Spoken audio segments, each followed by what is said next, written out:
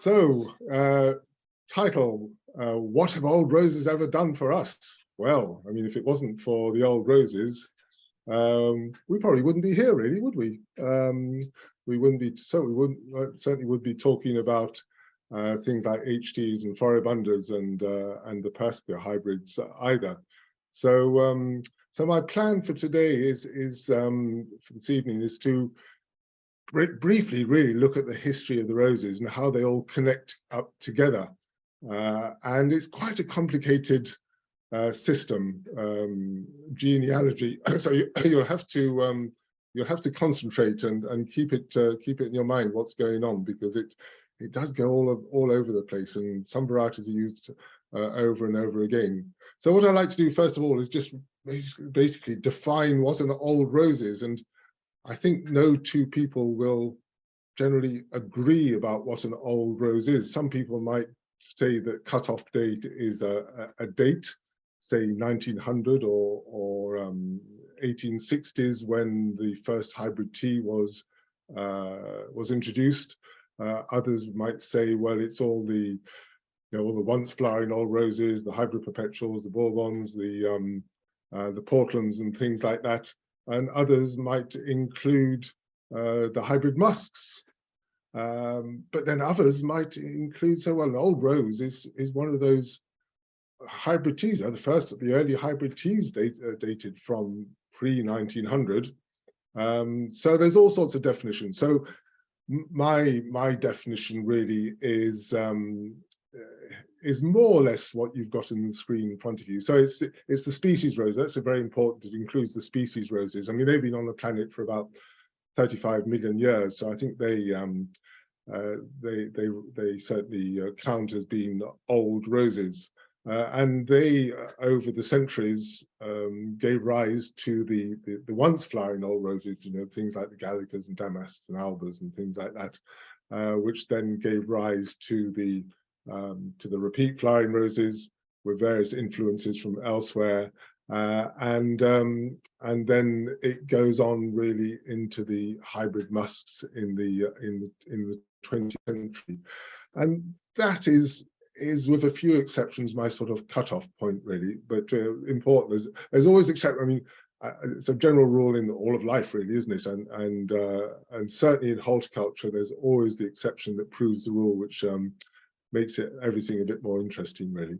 So there in front of you got Alba maxima, which is obviously an Alba rose, Moisioid geranium species from China, Madame Isaac Pereire, a Bourbon, Celsiana, most beautiful damask rose, Buff Beauty, one of the best of the hybrid musks, that's 20th century rose, and Jacques Cartier, one of the beautiful Portland roses, which dates from the 19th century.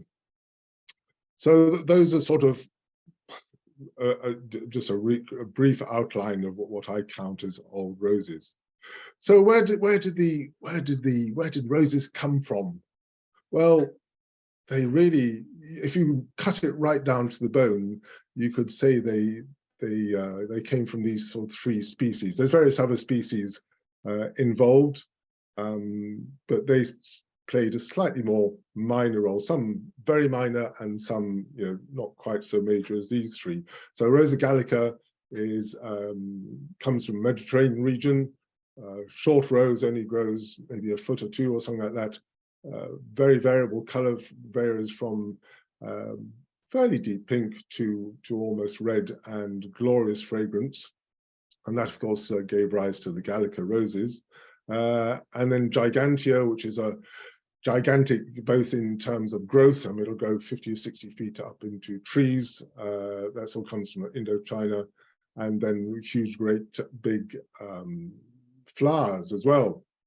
So that amazingly played an important role. And then the last one there, Chinensis spontanea, which is sort of closely related to Gigantea, but sort of played a slightly different role. So that again is a once flowering rose, and that varies in color quite a lot. And actually that's a general rule with species roses, that they're incredibly variable.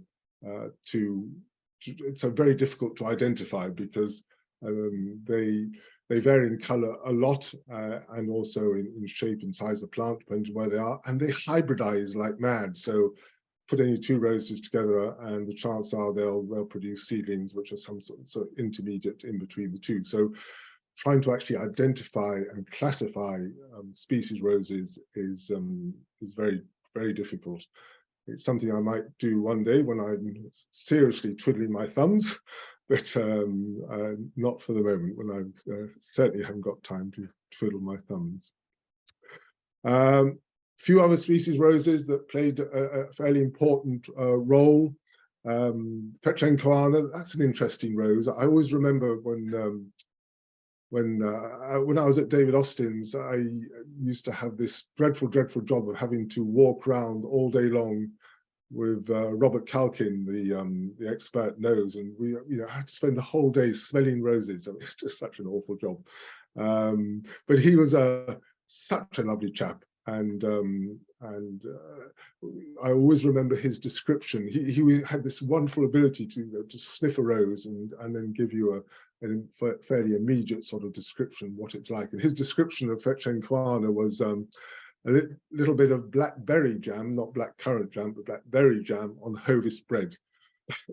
So it's really sort of unusual. It's a sort of strange sort of smell, maybe sort of like a saturated fat or something like that. Not sometimes pleasant and sometimes not so pleasant. But it's not very exciting rose, little white flowers, but it has this ability, actually very rare in the species roses, to repeat flower. Of course, practically every single species rose flowers only once, but there's just a few exceptions, like Rosa rugosa and Kleinophylla, and Fetchenkoana is the other one. So that gave rise to a group which we'll deal with.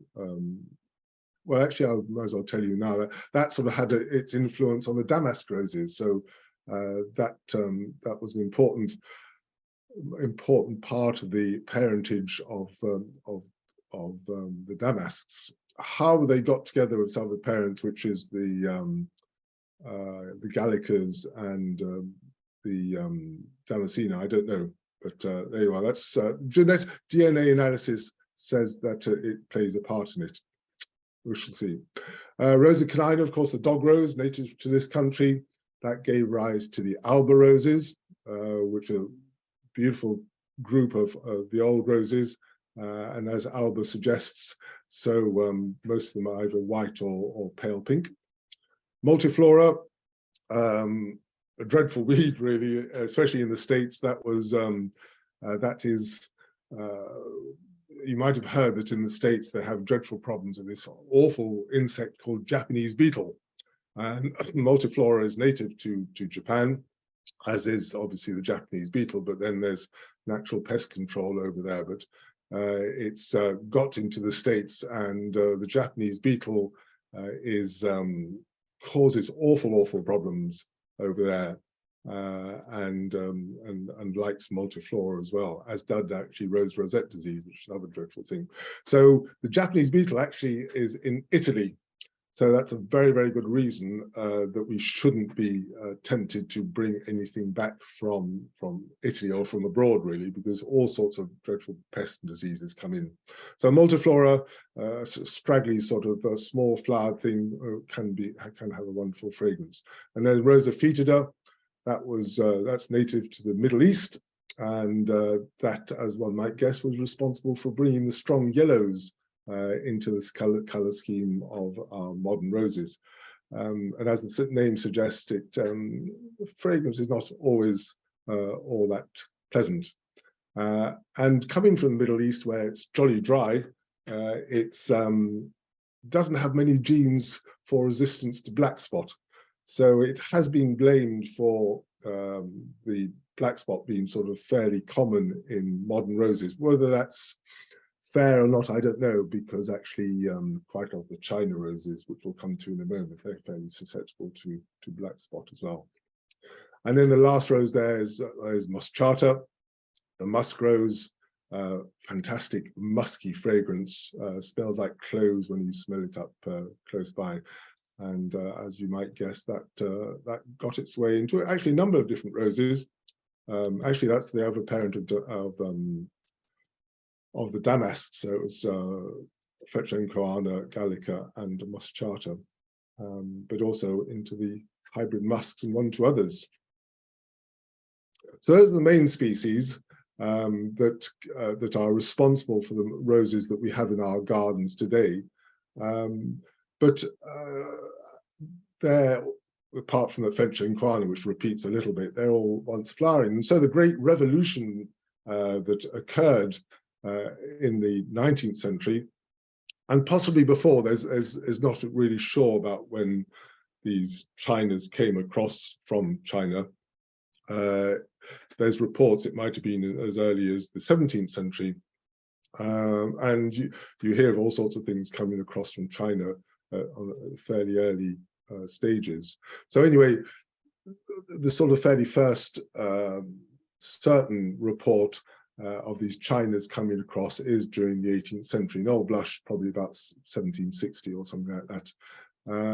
And the great thing about these roses is that they repeat flowers. So up to now, apart from the one old rose, Quatre Saisons, which repeat flowers, basically all the roses that people grew in their gardens in Europe were once flowering.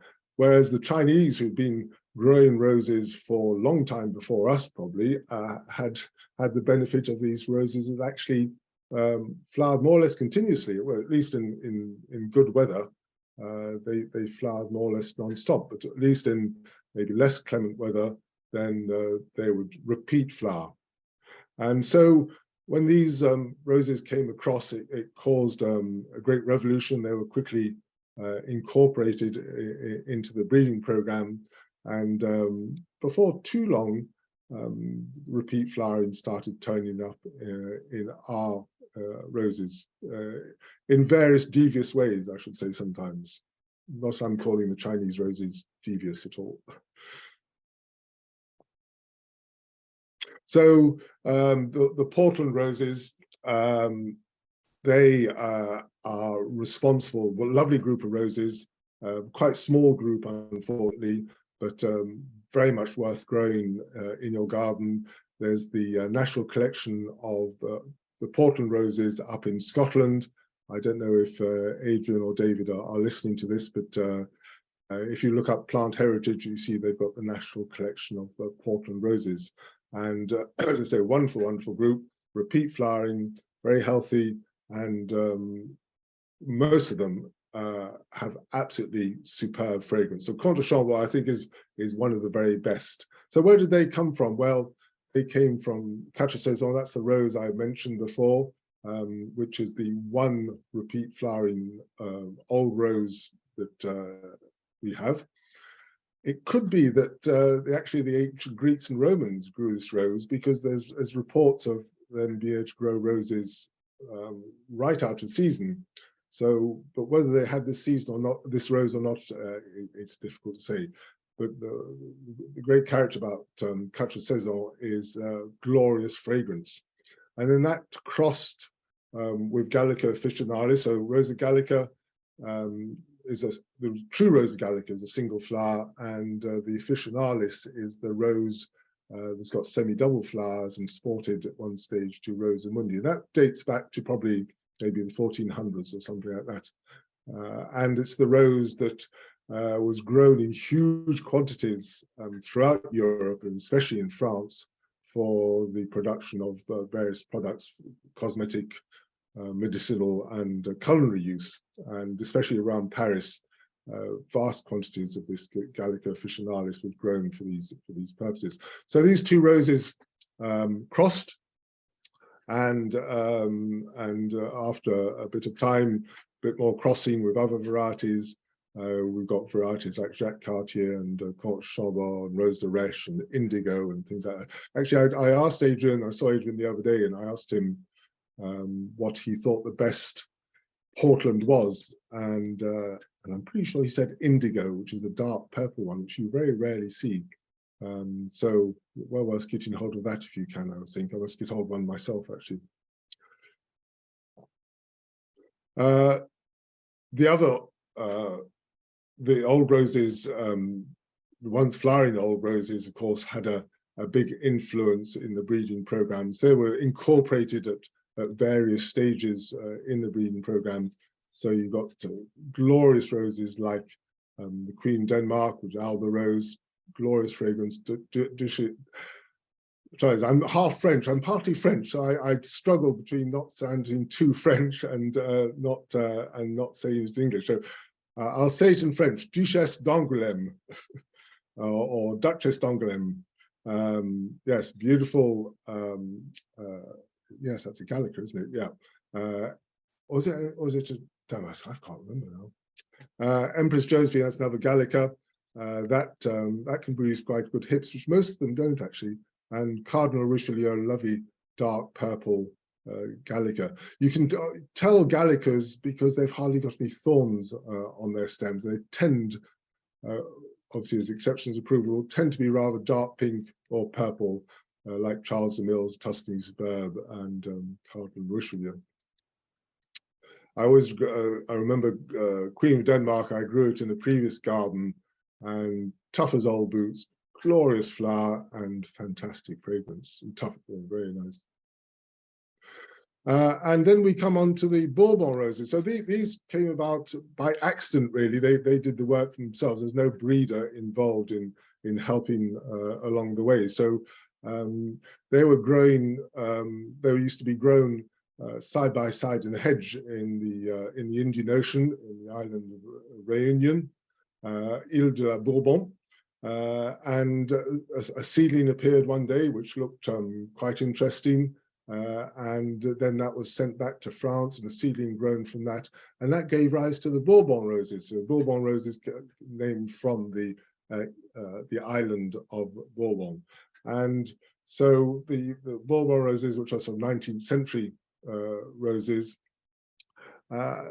they quite a big group, and probably the best of the lot is Louis Odier, which then further on produced other varieties we'll see in a moment. Important and parent.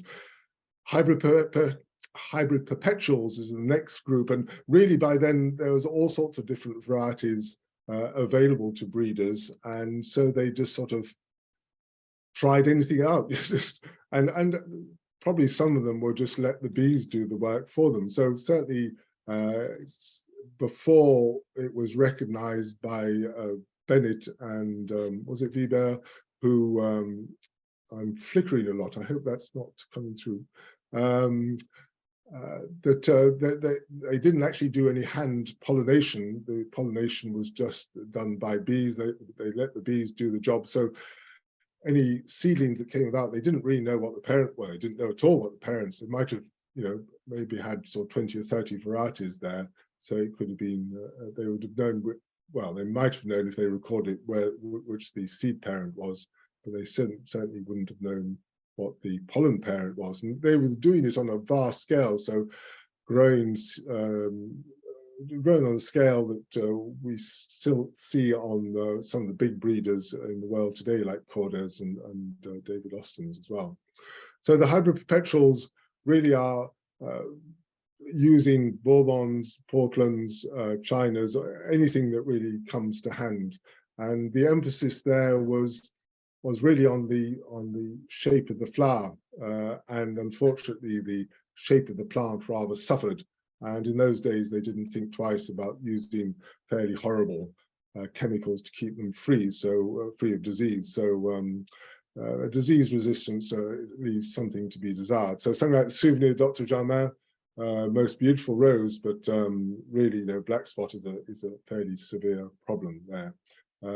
Reine de Violette, very classically old rose, beautiful rose, fantastic fragrance, and if you look at the growth as well, actually, it's actually looks very old rose as well. So when I'm asked to identify a rose, I always look at the thorns. The thorns are always very important character to look at and the leaves as well. So obviously, if they're shiny, that tends to point towards a more modern rose. And if the thorns are small and more like bristly ones, then that suggests an old rose. Whereas if they're a bit more pronounced, then that suggests a modern rose. And then Ferdinand Pichard there, stripy rose, which I think is used, is used for producing stripy varieties these days, or is in the breeding program anyway. Now, from crossing the Bourbons with the China roses, so we get the tea roses. So not the hybrid teas, we haven't got to them yet. These are the tea roses, and these are the sort of things that love growing in the likes of California and southern Australia and Bermuda and places like that. But really, most of them not particularly happy in this country, in the UK. I mean, Lady Hillingdon can look pretty good, but things like Maman Cochet and General Chabouquin, I mean, you can grow them, and I know, I think Ruth, who's listening in now, has got quite a few, and then we went to that wonderful garden with the HRG Earlsway Farm last year. They had a good collection of them, but if you see them growing in Australia or Bermuda or California, then you think, oh, you know, what beautiful plants they are. They're full of leaves, they're full of flowers, and looking really, really you know, full of life. They're just fantastic plants. So if you live in a sort of southern European country like Italy or somewhere like that, they would look very good there as well. So General Chabouquin there in the middle, not a very good photograph, I'm afraid, but that actually was bred, I think, late, it was the 1870s, 1880s, something like that, and it actually was very, very popular as a cut flower initially, grown in huge quantities as a cut flower in Italy. How things have changed. That wouldn't go down too well. Actually, it might do. Things are changing, aren't they? So people are going away from the traditional florist rose with that stiff stem to something a bit more relaxed and informal, and I think very much in the right direction too. So the tea roses, very important in the history of the rose, but not the best of roses to grow in the UK. And then what happened is that the hybrid perpetuals and the tea roses were put together, and we get the hybrid teas. And there's a bit of an argument about which the very first hybrid tea was, because officially the definition of a hybrid tea is that it's crossed between a hybrid perpetual and a tea rose. So some people argue that Victor Verdier was the very first hybrid tea, but then other people say that La France was, because in fact La France was bred from Victor Verdier. I mean, it doesn't really matter at the end of the day what group they come to. And if you look at the varieties that we have on the market today, they're right old mixed. You know, they come from all different quarters. You know, the important thing is it a beautiful rose? And if it is, and it's nice and tough and reliable, then it's worth considering for your garden. So La France and Antoine, that was bred in 1867, I think, or something like that, and Antoine Rivoire, which was a little bit later. And you can see there that sort of high pointed center coming through, which is what the breeders, especially in the 20th century, became totally obsessed around, really. And what they wanted was that upright flower. So you've got it in La France to a certain extent. It does bend over to a certain extent, but certainly in Antoine Rivoire, you can see there that the stem below the flower very much bends over, very much in the style of the tea roses still. So, but people didn't mind that. In fact, they liked it. I must say, I prefer something that's a bit more informal like that than anything that sort of sticks up too stiffly on top of a very thick stem. So those are very early hybrid teas, and breeding obviously went on, and then we have the varieties that are around today. These I know they're a bit old-fashioned, but Chandos Beauty, is that 20th century or is that 21st century? I can't remember now. Warm Wishes, one of the classic, Simply the Best. I mean, all of those are fairly classic. Thinking of You, I think that's at the Red Rose Trial at Wisley at the moment. If you get the chance to go along to Wisley next year, or this year, sorry, well worth. Sorry, oh, the cat just come to join me. I'm just trying to make sure he doesn't. If you get a chance to go to Wisley, RHS Wisley next year, do go and have a look at the Red Rose trial in the trial area. Very, very interesting to see which varieties are staying healthy and which are looking actually pretty miserable. And I got a nasty feeling that Thinking of You was there and not looking too good, but there were some outstanding roses there. I remember some by Cordes, some by Colin Dixon. W.B. Yeats immediately comes to mind, which were even September, October time were still covered in leaves and still flowering away fantastically. But really, a million miles from hybrid teas. Still very beautiful, very pretty, but not a hybrid tea at all. You can't mention the hybrid teas without mentioning Peace, which sold in huge quantities and still is quite popular. I think it's not as good as it was, or maybe then it was sprayed a lot more in those days in 20th century, but it's still it spawns huge numbers of different varieties. And I remember at RNRS, I expect John Anthony, you were you involved in that? I think at the RNRS garden at St Albans, where there was a garden which is totally dedicated to varieties that came from Peace. But unfortunately, the garden closed not long afterwards, I think, and so I'm not sure if it was ever planted or not, but that would be very interesting. But it's still, I think, I'm not sure if it's still used today, but certainly Love and Peace there was bred by Ping Lim in the States. Is he States or Canada? Certainly North America, and he's become very well known for breeding super healthy and super winter hardy varieties. Again, very much not hybrid teas, but a very interesting breeder to look at some of his varieties. I don't know if any of his varieties have come across here, but well worth searching out if you can. Ping Lim, Pinglim. Tremendously enthusiastic rose breeder, lovely chap too. So now we come on to the polyanthers, and polyanthers. Well, they're sort of there's again a small group. There's two, three, four of them in there that are very much garden worthy varieties. They came from Rosa multiflora. Probably the dwarf form. I remember, because the proper Rosa multiflora is fairly big, straggly sort of thing. Very few or hardly any thorns at all. But there is actually a dwarf form of it, Polyantha nana. And I remember many years ago, I got hold of some seeds. I think it was from Chiltern Seeds, and I think it was we call the Fairy series, and they were very dwarf roses, only growing maybe a foot or 18 inches tall, something like that. And as opposed to the ones flowering of Rosa multiflora, which was called Polyantha in a previous life, it repeat flowered.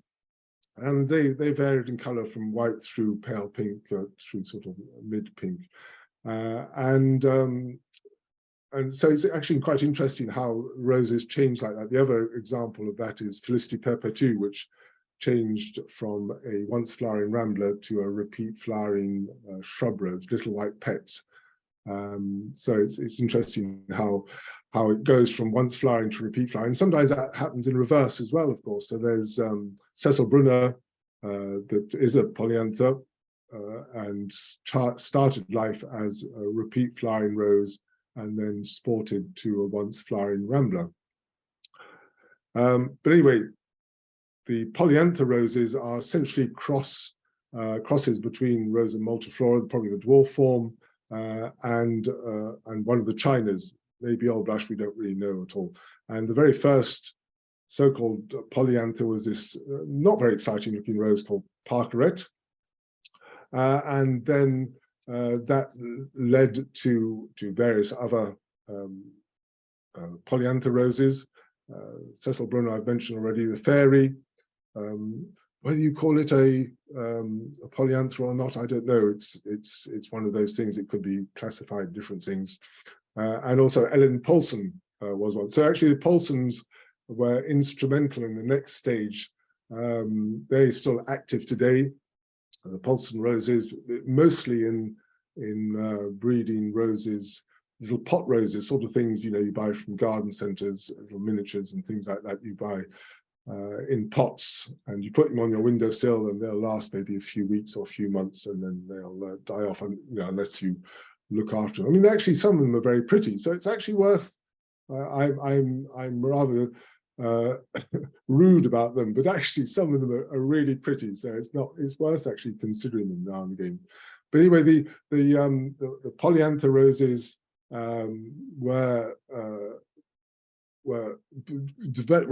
became the floribundas. And so what happened is that the Orleans rose was crossed with a hybrid tea and produced a seedling, which was then developed into the floribundas. And so you can see there's two examples there, Kirsten and Ellen Paulson. Not very exciting looking roses, but after several generations, they produced the floribundas that we know today. And of course, the point of the floribundas is maximum color, maximum impact. Shape of flower is not terribly important, or at least it wasn't. And good resistance, good tough rose, and fragrance of not really very important at all. Again, there's always exceptions that prove the rule. So some of them actually, like Margaret Merrill, has a most glorious fragrance. So Pretty Lady, bred by the amazing breeder who sadly, I think, died 2-3 years ago now, Len Scrivens, an amateur breeder. He produced some absolutely amazing varieties, Baby Love, and I can't think of any others offhand now, but he from his tiny little back garden greenhouses, he produced some amazing varieties. A lovely chap as well. I always think his name is rather wonderful, Len Scrivens. Trumpeter, quite an old variety, but you need to wear your dark glasses to wear that, otherwise you get it scorches your eyes. And then Blue for You, arguably the closest to blue that we've got in any rose. I think that was bred by Frank Carlishaw, I think. Not sure. Chris butting in. Frank Carlishaw was Rhapsody in Blue. Blue for You was Peter James. Peter James. Thank you, Chris.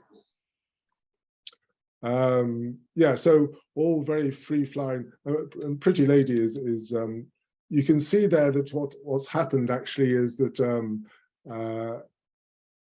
the distinction between the hybrid teas and the floribundas has got very much blurred, and so today you very rarely see what one might call a true hybrid tea with the sort of the 1 or 2 blooms per stem and that high point center, and also you quite rarely see floribundas with rather a sort of formless flower. So Pretty Lady has got the advantage of both, really. It's got an attractive individual bloom, but lots of flowers at the same time, and it's got fantastic health too. The miniatures come in here as well. So that was bred from a China that was rather amazingly found, I think, growing in a pot. I think it was in the pot in a window ledge or something like that in Switzerland, of all places. because Chinas aren't regarded as the hardiest of varieties. So how it managed to survive living in Switzerland, I'm not quite sure. Maybe because it lived on the windowsill, but how it got there and where it appeared from is a complete and absolute mystery. And so that by crossing with various other varieties became the group known as the miniatures. And I'm slightly dismissive of miniatures, and before you shoot me down, I do have a respect for them, actually, because when we first moved to the house where we are now, I'm speaking from, about, I think it was about 7 or 8 years ago, there was a miniature in a pot, and that was left behind by the previous owners. And so I sort of mumbled, grumbled, and said, "Oh, I'll throw that away." But I was overruled, and as one is, and so I ignored it. And actually, it survived several years with basically no care from me, no fertilizer, just still in the pot, no watering. Actually, I did eventually have some respect for it, and I did start looking after it a bit. I think it's died now. I haven't seen it recently. So some of them actually are very good. And if you look at something like Cry, or do you just say Cree? I don't know. The individual blooms are actually classic old rose rosette, old rose rosettes. Really beautiful blooms. And I've always rather liked stars and stripes as well as a variety. So just don't. They have their place in the garden, shall we say, and are lovely in a pot because they don't get too big. The challenge with them is to get fragrance into them, and I know Ralph Moore, the amazing rose breeder, who lived to what age did he live to? Well into his 90s, lived in California, and he concentrated his efforts a lot on miniature roses, and even bred one from that was a moss miniature rose. I'm not sure if it's still around today, and tried very hard to get fragrance into them as well. And it seemed that fragrance and disease susceptibility were sort of somehow genetically linked, so very difficult to get a fragrant miniature that had any decent resistance to disease. But Ralph Moore was amazing. Unfortunately, I never met him. I'd love to have met him. He was an amazing rose breeder who basically tried everything. Any rose that came to hand, he had a go, put it into his breeding program to see what would happen. And sometimes, of course, it was a complete failure, and sometimes he got something really interesting out of it. Whereas other rose breeders have, they're a bit more disciplined, if you like. So you can argue both ways for producing something interesting at the end of the day. The rugosas, they are a very important parent in the scheme of things. The interesting thing about Rosa rugosa, the original species, is that it's quite amazing because it's native to the northern coast of Japan, North Korea, Siberia, and northern China. So, temperatures will go down to -40 or something like that centigrade. So it's super winter hardy. It lives in very poor conditions, right on the cliff often. The flowers are actually very fragrant, delicious old rose fragrance. So interesting that you've got the old rose fragrance in this that is native to northern Asia. And is so the same fragrance as we get in the Gallica roses and the European old roses. And of course, it doesn't get any disease at all. And if you spray it, it does more harm than good. And the other great thing about it, it actually naturally repeat flowers. And it's dead easy to cross as well. And as you see in the bottom picture there, it produces these lovely, great big tomato cherry-like hips. So it's an amazing variety and has been used a fair amount in the breeding program. I suppose it's one downfall, maybe two downfall. It's sort of slightly coarse looking thing. and it's super thorny as well. But interesting actually how in some of the varieties, the thorniness has been completely lost. So yeah, Rosa rugosa being used a fair bit in the breeding program, and we've got 3 fantastic varieties there. Hansa, which is one of my very, very favorite of all varieties of roses. Rosary de Lay, often mixed up the 2 there. You buy a rose called Rosary de Lay, and actually it's Hansa. I think actually Hansa is the better rose of the 2. You can see the sort of difference there. Rosary de Lay is more purple of the 2. And then Thérèse Bougnier, which has been used a lot in the breeding program by various breeders because of its health and repeat flowering ability. And it's actually lost a lot of its thorns. So unlike Rosary de Lay and Thérèse Bougnier, Rosary de Lay and Hansa, which is still super thorny, Thérèse Bougnier is not too thorny at all. And then that's still been used in breeding programs today. So Purple Roadrunner, I'm not sure what date that comes from. There's also I think there's a whole lot of different Roadrunners. There's Pink Roadrunner and various other colors, white one, I think. And then there's the Pavement series as well. And they had one, where did I see it? I think it was at Savile Gardens, just as you walk from the car park to the entrance of the Savile Gardens building, there was I think it was a dark purple, I mean, maybe it was that Rugspin one, I'm not sure. It was an amazing rose, and the fragrance coming from it was absolutely superb. So, and then that Rugspin, I mean, look at that color, absolutely fantastic. So well worth searching them out. They're not all super healthy, but quite a few of them are, and very tough roses and often fantastic fragrance as well. Again, always the exception that proves the rule. The Scots roses, Rosa spinosissima, has been an important parent too. Here it is on the left, growing in its native habitat, which is around the coasts of, well, anywhere from Iceland all across Europe and well into Russia and the Near East as well, I think. So grows in very, very tough conditions, grows right by the coast and sand dunes. So there it'll grow literally just a few inches tall and has these beautiful pure white flowers with a glorious fragrance.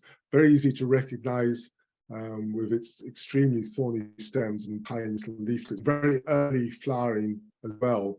And then when the hips have formed, they're black. So that's produced quite a few varieties and forms.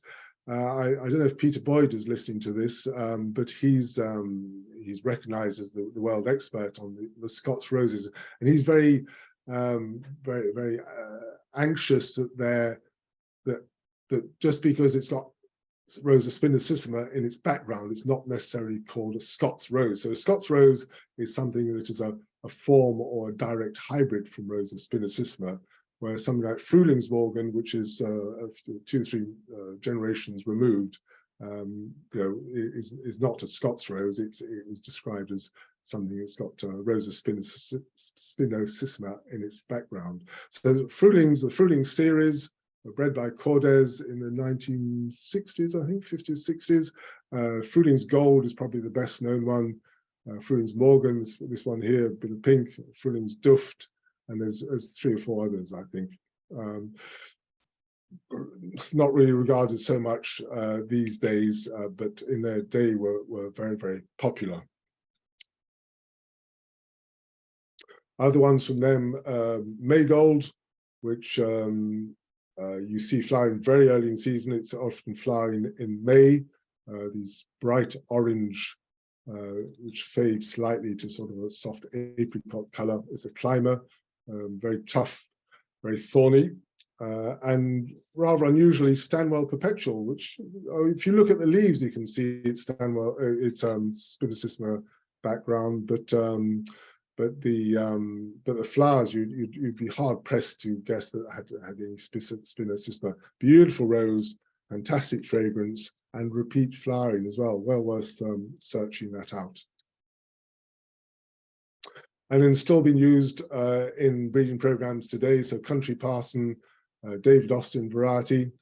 You can still see it's still Scottish influence, lots and lots of thorns. And then Peter Boyd, that was named obviously for Peter Boyd, and that was bred by Knud Pedersen in Denmark. Lovely rose, lucky enough to have a plant of it in the garden here. Both repeat flowering. Now we come on to the hybrid musks. So very distinct group. They were first bred by the Reverend Pemberton in the early part of the 20th century. And he got hold of Rosa multiflora and Rosa moschata. In fact, there's probably very little moschata in them. And the first one you could argue is this variety called Trier, which has a very, very strong musky fragrance.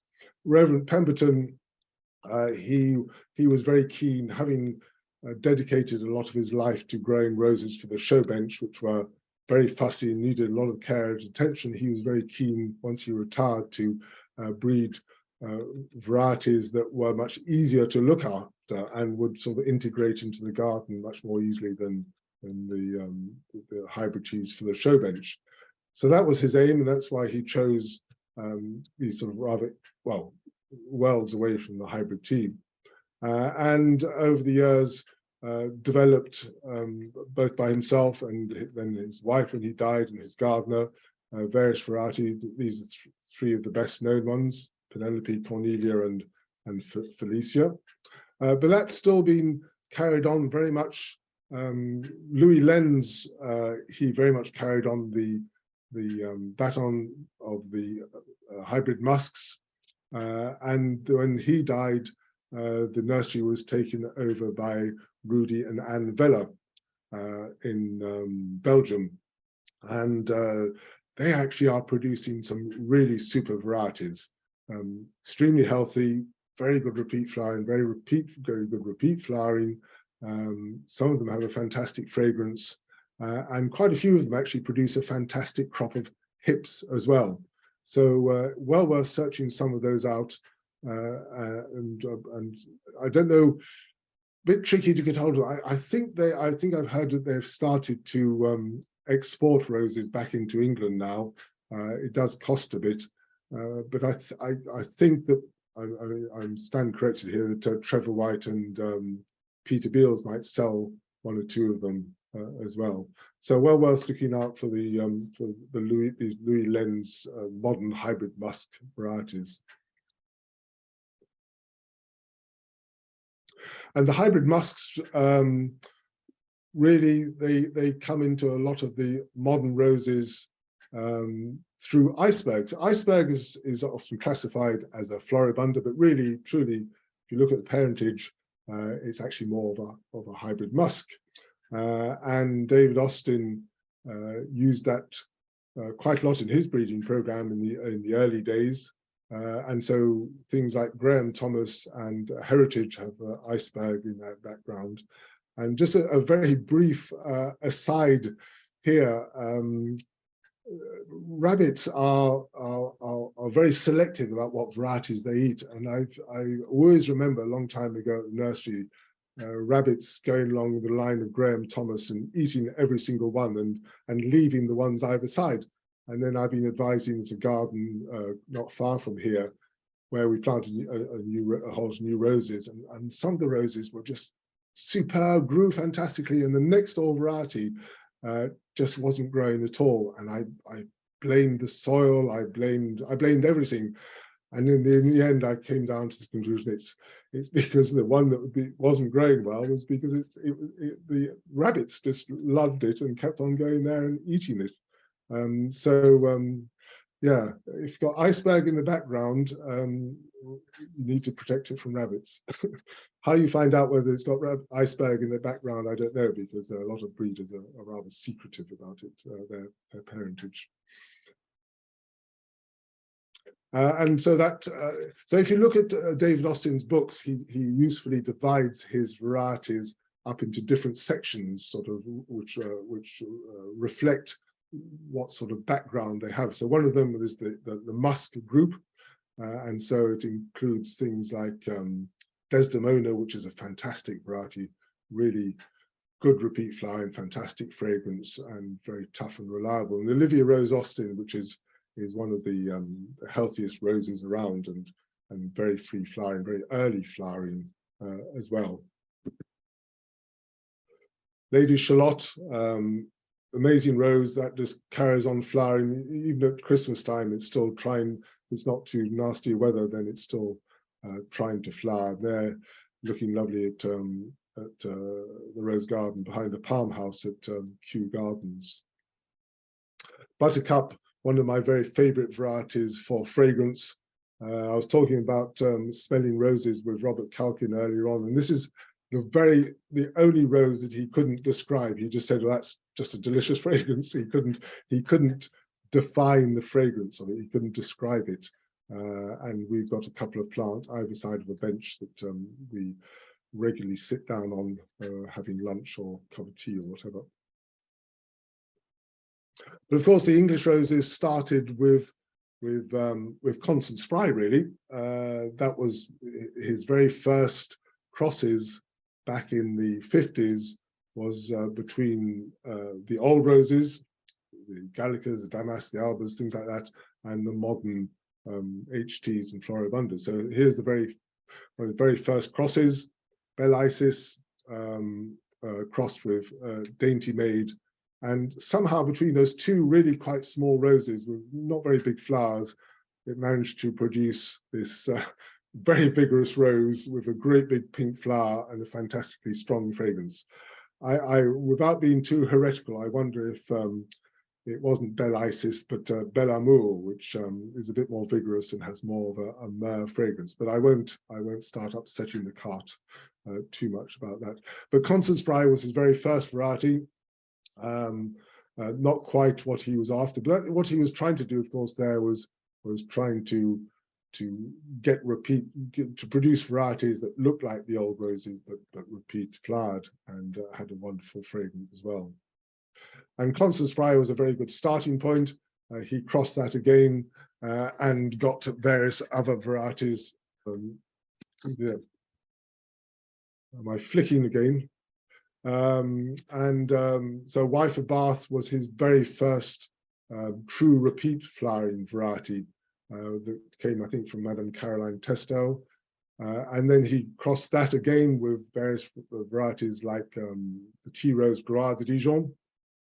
Beautiful flowers, not the easiest to grow in this climate. Another one he used was a hugely coarse rugosa called Conrad F. Mayer, and it produced an amazingly coarse and extremely thorny rose called the Miller, which I saw not so long ago actually up at Castle Howard, but God, it was a vicious beast. That didn't last very long. And then one of his classics, of course, is Comte de Gertrude Jekyll, which comes from Wife of Bath, crossed, if I remember rightly, with Comte de Chambord, one of the most fragrant varieties. And it can either be grown as a shrub or, as you see there, as a climber. I took this photograph last year at David Austin's. Absolutely amazing. Other crosses that he tried to do to try and get red into his color scheme: Tuscany Superb, the old Gallica with Dusky Maiden. Was it Bill Legrice variety? And he got Chianti out of that, the once flowering Chianti, which is still a magnificent rose. And that after generation 2 came things like the Squire and William Shakespeare, and then Munstead Wood, which unfortunately, which is very sad, I think, has been dropped from the list at David Austin, which I know a lot of people are very, very sad about, and I would agree with them too. Just the most magnificent rose. He also used the Rosa rugosa in background and got things like Mary Rose, which itself is a hugely important parent, being used in the breeding program a lot. So these are called the old rose hybrids. They look quite old rose in character, and one of the best I always think is Harlow Carr. beautiful fragrance and classic rosette-shaped flowers. Another of his groups was the Leander ones. The Leanders were sort of characterized by being really very tough and often very winter hardy. So it started off with aloe. That was bred, I think, was it Berner in the States, and came across here. A lovely fragrance, slightly apricotty pink. Produced Leander, which is very popular in Scandinavia because it's very winter hardy, and produced things like Crown Princess Margareta and James Galway, which were very successful. And then still in the breeding program, using Boscobel and Bathsheba, both incredibly fragrant varieties. Bathsheba, a climber, and Boscobel, a shrub rose. I know Daniel spoke about these, was it just before Christmas or was it after Christmas? I can't remember, time flies, doesn't it? Rosa persica, one of the, a rose, it didn't used to be classified as a rose, it used to be called Halthemia, because if you look at it, it's actually looks very different to a rose, but botanists have finally decided it is a rose after all. So it's only trifoliate and got 3 leaflets on it. It's got incredibly thorny stems and lives in the Middle East where it's incredibly dry, and so doesn't have much in the way of genes for resisting black spot. And so Jack Harkness thought he'd have a go at breeding it, I think in the 60s, and produced 2-3 varieties. This one's Euphrates, and then what are the other ones called? Euphrates, I can't remember now. Xerxes, was it Xerxes? And there's another one as well. And which fairly quickly fell by the wayside because of their super susceptibility to black spot. But then people like Chris Warner and various other breeders around the world have taken them up and now produce these amazing varieties that are very healthy and very free flowering. I'm not sure there's any fragrance in any of them at all yet. Any fragrance? Well, not that I've got so far, but of course, Eyes for You is very fragrant. Is it? From Peter James again. All right. Highly fragrant. Okay, that's good to know. But susceptible to black spot, unfortunately. All right. And the other ones were Tigris and Euphrates and Xerxes, wasn't it? And Nigel Hawthorne. Nigel Hawthorne. Oh yes. Yeah. Oh, Nigel Hawthorne always makes me immediately think of Yes, Prime Minister or Yes, Minister, one of my very favorite comedy programs. Absolutely wonderful. If you ever get a chance to, if you don't know it, do listen to it. Very, very clever and a very true reflection of political life, I think. Poor old ministers and prime ministers get very little say in the matter. And now we come onto the climbers and the noisettes. So the noisettes, they appeared. They came as a result of a cross between Rosa moschata and Old Blush China in South Carolina, belonging to a chap called Champney, and somebody called the seedling appeared, which is pictured here, Champney's pink cluster, which you just see very, very occasionally, and then a seedling from that was spotted by a Philip Noisette, and that was named Blush Noisette. It's always a funny old rose, Blush Noisette. I'm not sure. It seems to either grow as a climber or as a shrub. It never seems to quite make up its mind. Sometimes just refuses to climb. I would say it's not the most exciting of roses, but lovely fragrance. And then from that, a lot of very, very good noisettes were bred. Again, they're not, a few of them are good for this climate, but not many. And really, to see them at their best, you need to go to California or Southern Australia. Join our tour in Southern Australia next. Is it this year? Isn't it? End of this year. You should see some wonderful noisettes. I remember being in California and just things like Rêve d'Or. Rêve d'Or in this country is a bit of a miserable specimen, but over there was just one of the most magnificent roses I've ever seen. I did see Lamarck actually last year in Dorset, looking very, very beautiful, growing up against a south-facing wall. So that's the place to grow them if you want to, is on the south-facing wall. Madame Alfred Carrier is another one, but that's so often planted in completely the wrong place, and it's a monster of a thing, and you know, planted on a 6-foot wall, which is absolutely crazy. So we'll move on to that from that. And that's still used in breeding programs. So Malvern Hills has a noisette background, and I guess Open Arms as well has got noisette in its background as well. It's a bit of a guess. Parentage was Mary, Sumner, Laura, Ashley. So work that one out. Does it have noisette in the background? Well, Mary Sumner crossed Laura Ashley. Yeah. Laura Ashley goes back to Marjorie Fair. Marjorie Fair goes back to something. I'm getting past the memories these days. Yes, it's tricky, isn't it?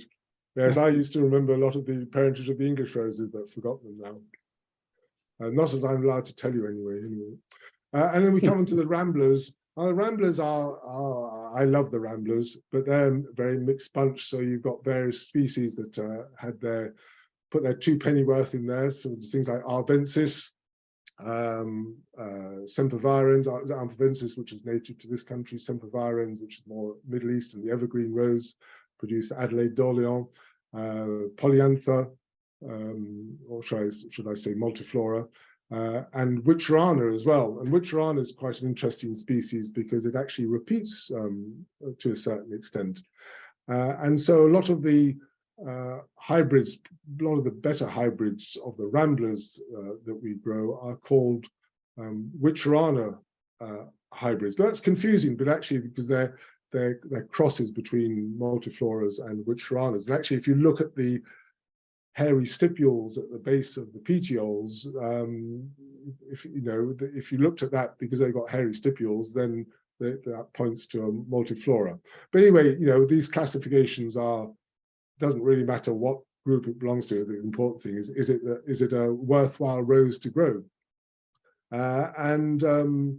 Crimson Rambler is a rose that actually came across from China, so unknown parentage, and huge numbers. I was reading a paper from 1940 a couple of days ago, where it listed over 300 different, 380, I think, different varieties that had been bred from Crimson Rambler, and that was in 1940.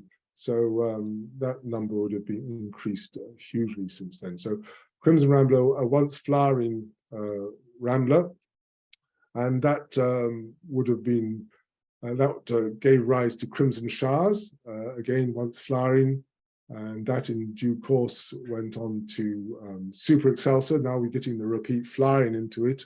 And then down below, 2 more repeat flowering roses, Chris's Rambling Rosie, and I think Frank Carlishaw's Purple Skyliner.